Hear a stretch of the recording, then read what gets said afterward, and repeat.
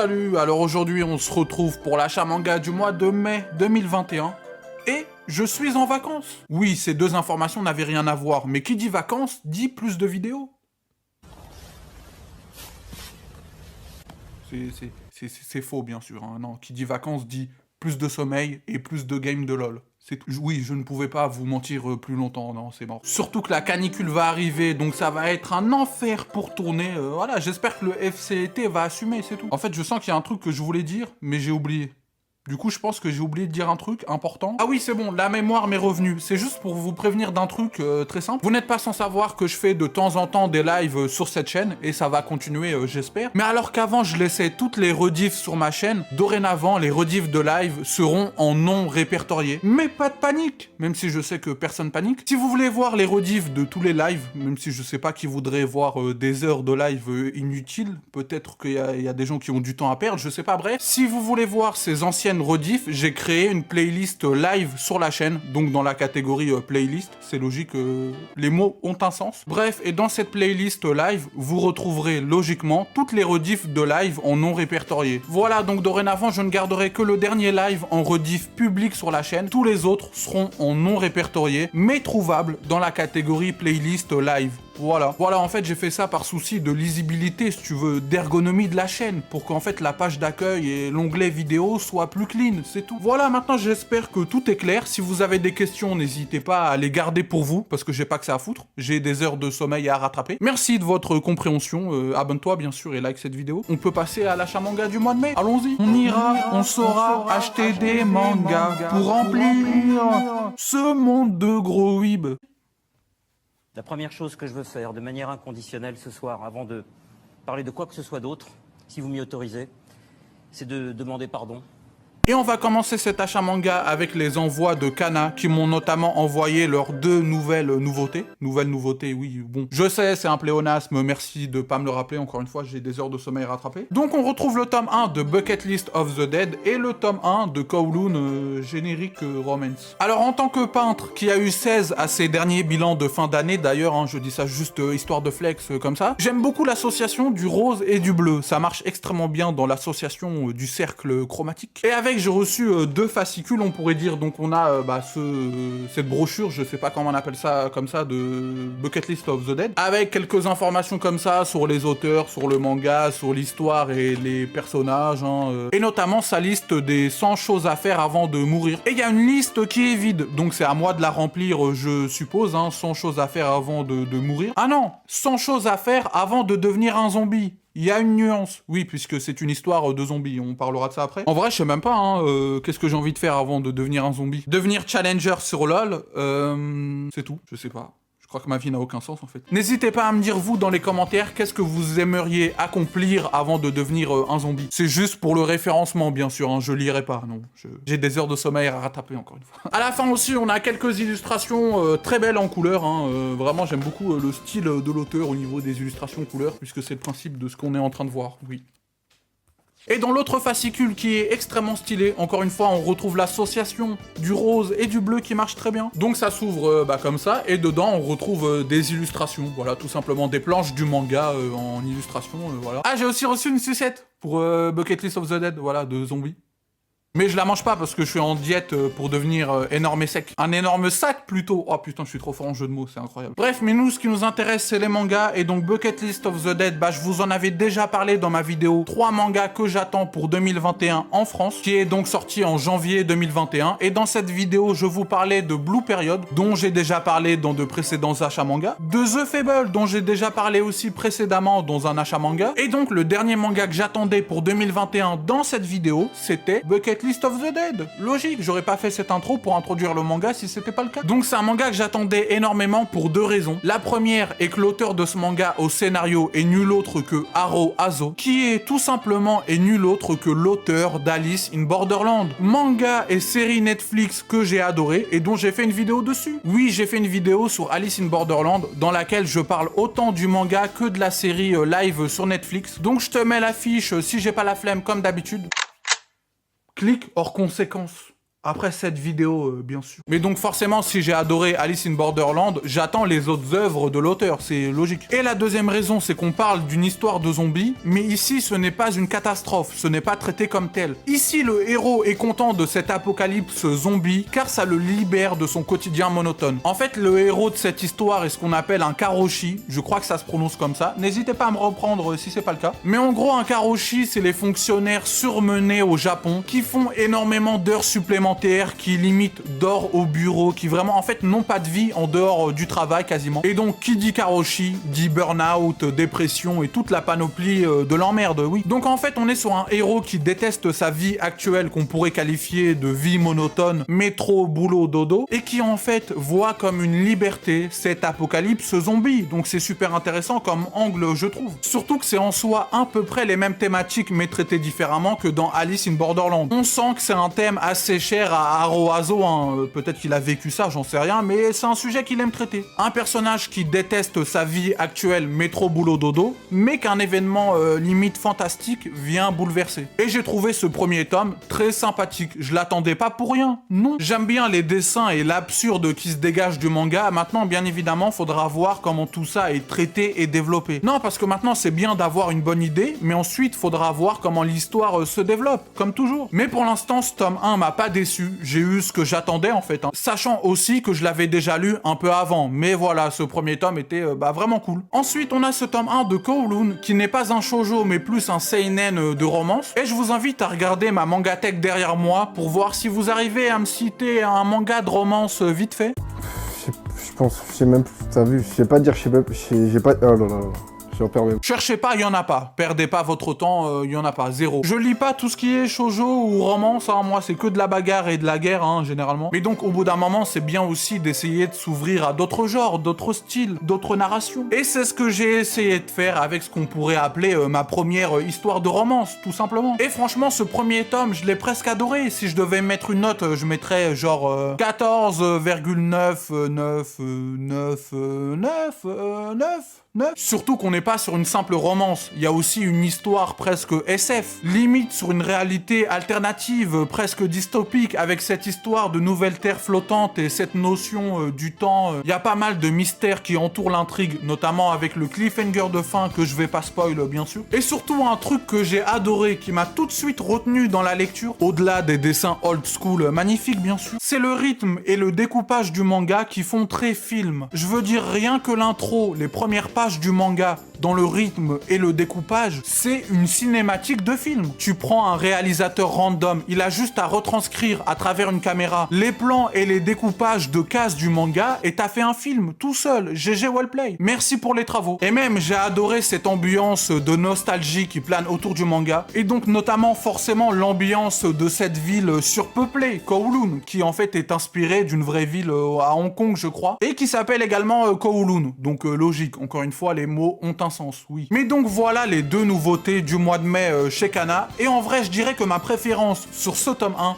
pour l'instant, à l'heure actuelle, au moment où je parle, à l'instant T, ma préférence va sur ce tome 1 et uniquement sur ce tome 1 à Kowloon. Ensuite, toujours chez Kana, j'ai reçu les 3 derniers tomes de l'intégrale de Monster. Donc les tomes 7, 8 et 9, et donc ça y est, j'ai enfin l'intégrale de Monster de Naoki Urasawa, c'est pas magnifique ça? Et Monster, j'en parlerai pas plus pour une bonne et simple raison, c'est que j'ai fait une vidéo sur cette masterclass qu'est Monster. Oui, forcément, comment ne pas parler plus en profondeur de cette masterclass? Donc si vous voulez en savoir plus sur Monster, n'hésitez pas à aller voir ma vidéo dessus. Je vous le recommande d'autant plus que je pense que c'est la vidéo préférée de ma chaîne. Voilà, maintenant je dis ça, je dis rien. Donc je vous mets l'affiche si j'ai pas la flemme comme d'habitude.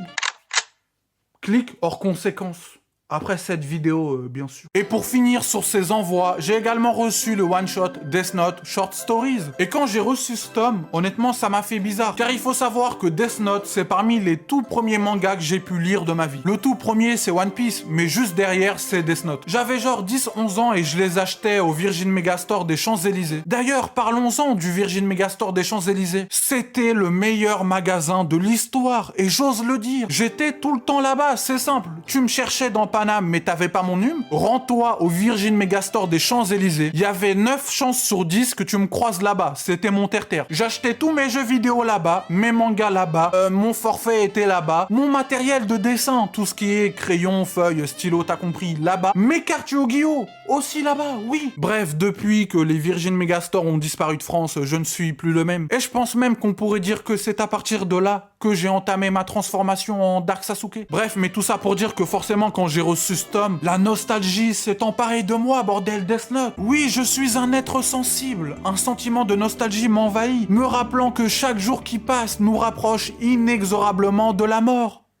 Bon, j'ai peut-être un peu niqué l'ambiance là, oui, peut-être un peu. Mais donc voilà, ça m'a fait du bien de me replonger dans Death Note, dans toutes ces petites histoires courtes qui étaient plutôt pas mal, vraiment. Il y en a certaines qui étaient mieux que d'autres, forcément. Mais dans l'ensemble, toutes ces histoires étaient plutôt cool et intéressantes. Et ça m'a vraiment fait du bien de me replonger dans Death Note, donc rien que pour ça, ça vaut le coup. Bref, mais donc cette lecture de Death Note m'a donné qu'une envie, me prendre le tome 13 de Death Note. Puisque comme je vous l'ai dit, ça fait longtemps que j'avais les 12 tomes, donc l'intégrale de l'histoire de Death Note, mais j'avais jamais pris le temps de prendre ce tome 13 de Death Note qui est en fait une sorte de guidebook. Dedans, on retrouve plein d'explications et les fiches des personnages et tout un tas de blabla autour de Death Note, t'as compris quoi, voilà, ça se voit. Hein. Mais donc voilà, moi étant petit, les guidebooks ça m'intéressait pas trop. J'ai juste pris les 12 tomes qui correspondaient à l'intégrale de l'histoire et le guidebook quand j'avais 12 ans...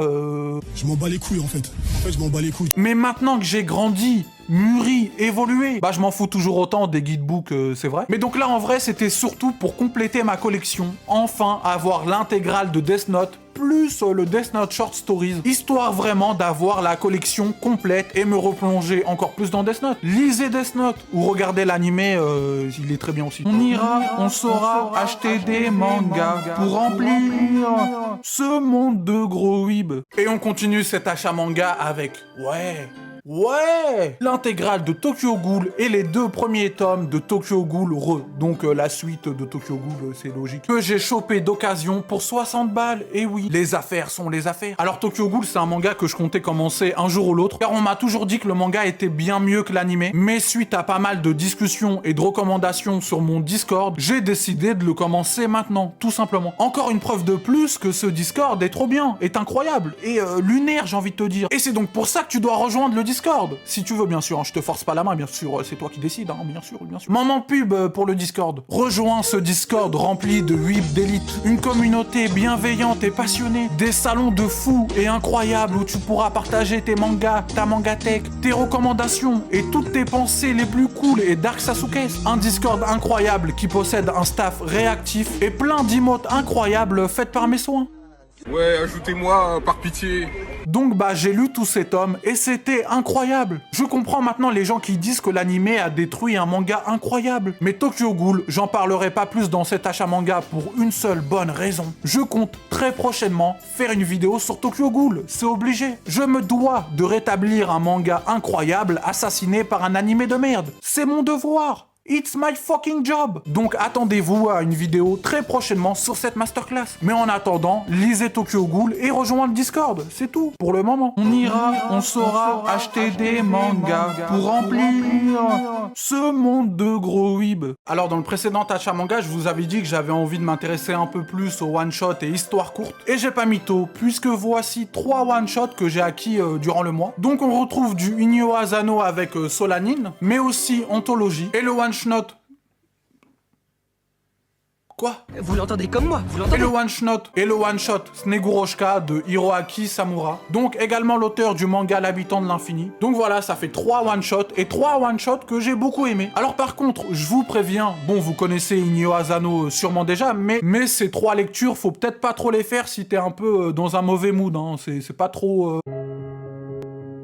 Quand les larmes auront séché, que restera-t-il? Mais donc voilà, j'attaque enfin du Inyo Asano, c'est mes 2 premières œuvres d'Inyo Asano, logique. J'ai beaucoup aimé Solanin, qui d'ailleurs traite pas mal des mêmes thématiques que dans Bucket List of the Dead, mais en moins déjanté et absurde bien sûr. Hein. J'ai un peu moins aimé Anthologie, parce qu'en fait c'est une succession d'histoires courtes, mais avec des histoires que j'ai moins appréciées que d'autres. Dans l'ensemble, ça reste pas mal, mais je préfère Solanin de loin. Donc voilà, je pense qu'on est qu'au début de ma découverte d'Inyo Asano, voilà, c'est parti, j'ai envie de te dire. Et Sneguroshka, c'est une histoire qui qui mélange réalité historique sur l'Empire russe et fantasy et réinterprétation un peu fantastique. Je crois que ce genre a un nom, mais je l'ai plus en tête. Genre les œuvres qui se basent sur des faits historiques, mais en même temps rajoutent pas mal de fiction et de réinterprétation. Je sais que ça a un nom, mais je l'ai plus. Donc si tu l'as, n'hésite pas à me le donner dans les commentaires. C'est pas pour le référencement, je le jure. Oui, I swear. Bah il a dit voilà, ah bah si, voilà ça marche, hein. Et c'était vraiment très cool, voilà. Hashtag analyse, bien sûr, oui. Ah, et pour continuer sur les one-shots, j'ai pris ce tome aussi. Donc, la méthode pour dessiner des mangas de Yusuke Murata, qui est un petit mangaka qui débute, là, qui dessine pas trop mal. Bon, pas mieux que moi, mais il se débrouille. Est-ce que lui, il a eu 16 à ses bilans de fin d'année? Je pose la question, innocemment. Et donc, j'ai pris ce tome pour voir un peu ce qu'il pouvait contenir comme conseil, si je pouvais apprendre 2-3 trucs. Mais je l'ai pas encore lu. Donc, bah, j'en sais rien, puisque je l'ai pas lu, donc je peux pas savoir, donc j'en sais rien. Oui, bah voilà, hein, rien d'autre à dire de plus, hein, puisque je l'ai pas lu encore une fois, oui, je me répète. On ira, on saura acheter des mangas pour remplir ce monde de gros weeb. Et on continue cet achat manga avec 2 séries en cours du Jump. Donc on a le tome 4 de Spy Family et le tome 8 de Chainsaw Man. Tome 4 de Spy Family qui est dans la lignée des précédents, c'est-à-dire grandiose. Spy Family, ça fait vraiment, et ça se confirme au fil des tomes, partie des séries en cours que je préfère le plus actuellement. Je bouffe chaque tome qui sort, c'est toujours aussi drôle, intriguant, captivant et émouvant, bien sûr, bien sûr. J'adore les personnages, l'intrigue, les dessins, c'est un grand oui. Franchement, j'ai aucune réserve avec ce manga. Genre, j'ouvre mes 8 portes de chakra, tel Gai Sensei face à Madara. Donc voilà, c'est un manga que je fais plus que vous recommander. Lisez Spy Family, hors conséquence. Et donc, ce tome 8 de Chainsaw Man, c'est enfin dans ce tome qu'on retrouve une planche que j'ai plus vue que ma propre famille. La fameuse planche des astronautes qui prient, là, à un moment, je la voyais limite 3 à 4 fois par jour sur les réseaux. À ce niveau-là, c'est de l'harcèlement, faut arrêter. Ah, et sinon, ce tome 8 était cool sans plus. Voilà. Hashtag analyse, bien sûr. Comme manga du Jump, j'ai aussi pris le tome 17 de Demon Slayer et le tome 17 de Demon Slayer. Oui, il y en a 2, oui, tu vois bien, t'as pas perdu la vue, tu vois pas double, non. Tout simplement parce que j'ai aussi la version anglaise. En fait, j'ai aussi pris le tome en anglais parce que je pense que c'est important de temps en temps de lire en anglais, histoire d'améliorer son anglais, tout simplement, oui. Bon, j'avoue, en vrai, je me suis trompé dans ma commande. Oui, je plaide coupable. Inspecteur... J'ai commandé le tome sur Amazon et j'ai pas fait gaffe que c'était la version anglaise, tout simplement. Voilà, oui, ça arrive. Je ne suis qu'un homme avec ses failles et ses faiblesses. Et en vrai, c'était une erreur, mais je suis content de l'avoir faite parce qu'en soi, ça me permet de comparer les 2 tomes, les 2 éditions. Je constate que dans l'édition anglaise, il n'y a pas de jaquette. Voilà, c'est directement le papier un peu cartonné. Mais par contre, le format est plus grand. Et ça fait à peu près la même épaisseur, presque. J'ai l'impression d'être un scientifique en mode les experts Miami. Alors oui, bien évidemment, je constate... Je vais analyser la fibre moléculaire des 2 papiers. Et sinon, Demon Slayer, c'était vraiment très cool comme tome. On est vraiment dans l'arc final, les combats sont vraiment stylés. En plus, on revoit enfin un personnage important que vous connaissez si vous avez vu le film ou lu le tome 8, bref, l'arc du train. Ah, et pour en finir avec les mangas du Jump, j'ai aussi pris le tome 98 de One Piece. Et je suis un piètre youtubeur manga, car comme vous pouvez le voir, je n'ai pas le tome 98 collector. Et ce, pour 3 bonnes raisons. De 1, je l'ai pas commandé suffisamment tôt, il était plus dispo nulle part. De 2, le jour de sa sortie, j'allais pas faire le tour de tout Paname, de toute l'île de France, de toute la France et de Navarre pour choper un manga. Au bout d'un moment, soyons sérieux. Et 3, je refuse de participer au marché de la spéculation du manga sur les sites de revente. Tous ces spéculateurs qui ont acheté ce tome collector juste pour le revendre plus cher sur les sites. J'ai envie de t'envoyer un bourre-pif, j'ai envie de t'enlever toutes les dents, dis donc c'est bizarre, quelle sensation étrange. Un vieux réflexe. Je refuse de participer à ce marché de merde là, nique le capitalisme. Ouais, j'ai un Bob Jordan, mais là n'est pas la question, ok? Non mais voilà, j'ai pas pu le choper en précommande, donc je prends le tome normal et ça me va très bien. Rien à foutre de cette couverture en faux cuir là, au final l'intérieur est le même, l'histoire est la même. Bon, j'avoue, je mange, j'ai grave le seum sa grand-mère, oui, mais c'est comme ça, hein, qu'est-ce que tu veux que je te dise, on n'a pas toujours ce qu'on veut dans la vie. Quand les larmes auront séché, que Que restera-t-il?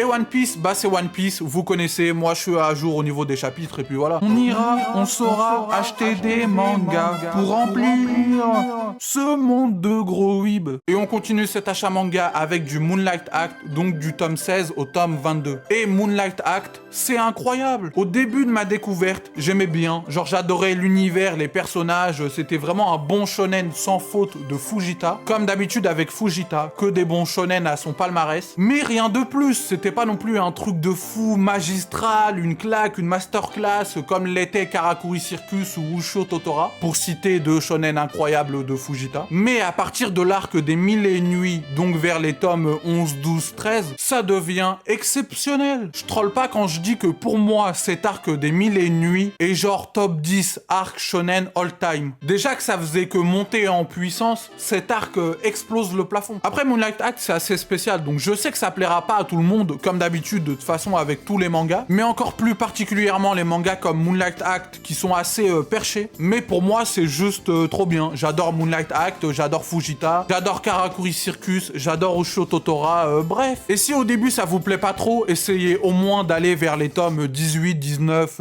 pour savoir vraiment... Vous me demandez beaucoup, là. Oui. Du calme. Calmez-vous aussi, monsieur.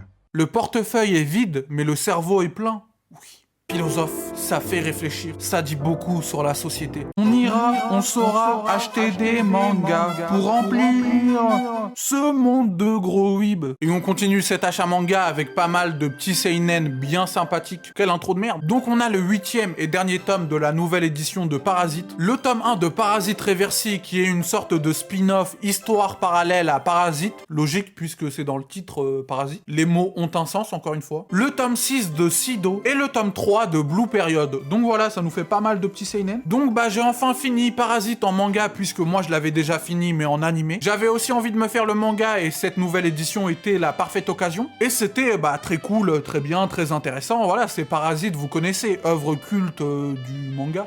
Oui. La fin m'a pas déçu, même si c'était pas non plus une fin incroyable. Il y a un dernier événement à la fin qui n'était pas forcément nécessaire, je trouve. Mais dans l'ensemble, bien sûr que je vous conseille Parasite, c'est culte. Et Parasite Reversi, honnêtement, je sais pas trop quoi en penser de ce premier tome. Je l'ai essentiellement pris pour la collection. C'était lisable sans être marquant ou nécessaire, quoi. Voilà, oui. Un peu osef pour l'instant, mais tranquille, c'est pour la collection. Très bon tome 6 de Sido, avec un événement, je m'y attendais pas du tout. Ça prouve qu'on est sur un seinen assez violent, dur et tragique où tout est possible. J'aime bien ce genre de lecture, donc là vraiment cette nouvelle édition tombe à point. En plus les dessins sont toujours aussi incroyables, c'est vraiment du haut niveau. Le haut du panier des mangas de samouraï et de cette époque un peu historique, Edo, tout ça. Et ce tome 3 de Blue Period, bah j'adore autant Blue Period. Ça fait vraiment partie de mes coups de cœur de l'année 2021 et je l'attendais pas pour rien lui aussi. C'est toujours aussi intéressant, j'adore la psychologie du personnage qui se pose énormément de questions. Des questions que moi-même étudiant en art se posait aussi. Enfin ça c'était avant d'avoir 16 à mes derniers bilans. Maintenant j'ai plus de questions que des réponses, oui.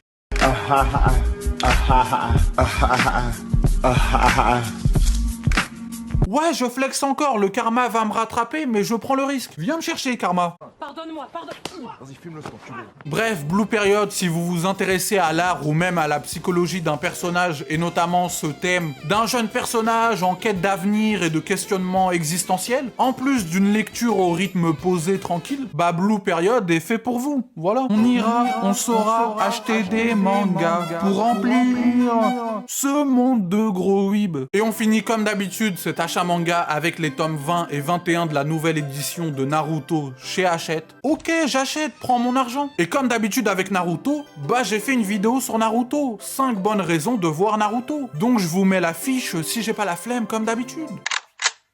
Clic hors conséquence. Après cette vidéo, bien sûr. Voilà, c'en est fini de cet achat manga du mois de mai 2021. Comme d'habitude, si t'as kiffé la vidéo, n'hésite pas à t'abonner, commenter, liker, partager, mais tu connais la chanson. À me suivre sur Insta, Twitter, mais aussi à rejoindre le Discord. Tous les liens sont dans la description. Bonne journée, bonne soirée, bonne vie. Adios.